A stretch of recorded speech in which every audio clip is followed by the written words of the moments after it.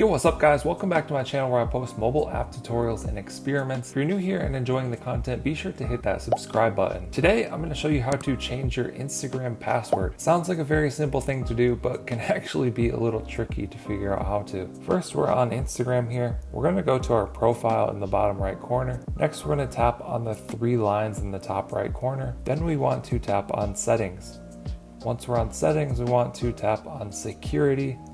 And up at the top, you'll see password. This is going to bring you to the screen where you can change your password. Type in your current password. Type the new password that you want. Then retype your new password.